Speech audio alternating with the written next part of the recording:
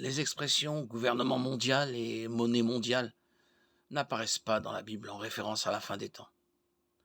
Mais une abondance d'éléments permettent de conclure que ces deux éléments caractériseront le règne de l'Antéchrist pendant les temps de la fin. Dans l'Apocalypse, l'apôtre Jean a eu une vision d'une bête sortie de la mer appelée l'Antéchrist, qui avait 7 têtes et 10 cornes.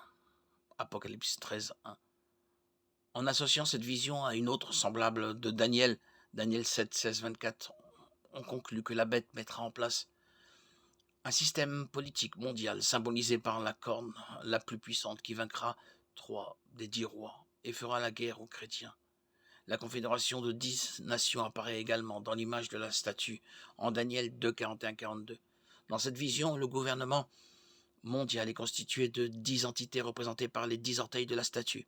Quelle que soit leur identité et le moyen de leur accession au pouvoir, la Bible dit clairement que la bête émergera du milieu d'eux et deviendra le roi le plus puissant d'entre eux, si bien qu'au final, les autres seront à son service. Jean dit que le souverain de ce grand empire sera très puissant et que son autorité viendra de Satan en personne. Apocalypse 13, 2. Le monde entier l'adorera et son autorité s'étendra sur toute tribu, tout peuple, toute langue et toute nation. On peut logiquement déduire qu'il sera à la tête d'un gouvernement mondial dont la souveraineté sera reconnue par tous les autres gouvernements. On imagine difficilement les gouvernements actuels, dans toute leur diversité, se soumettre volontairement à une autorité unique. Beaucoup de théories existent à ce sujet. Une possibilité est que les catastrophes décrites dans l'Apocalypse sous forme de sceaux et de trompettes du jugement, chapitres 6 et 11, seront tellement dévastatrices qu'elles provoqueront une grande crise mondiale au point où les hommes seront prêts à suivre n'importe qui leur promette le répit.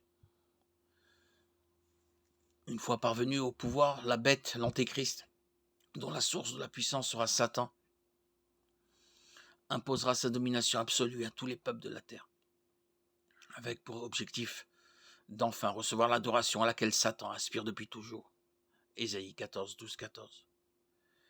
Elle y parviendra notamment en contrôlant toute activité commerciale, d'où l'idée d'une monnaie mondiale.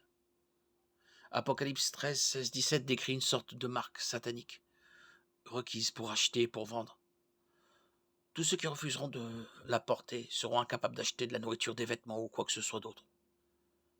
La grande majorité des habitants de la terre la porteront par pur instinct de survie.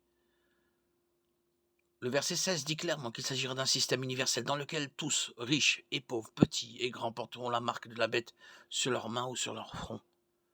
La nature exacte de cette marque est sujette à beaucoup de spéculations, mais une telle marque serait très facile à réaliser à l'aide des technologies qui existent déjà.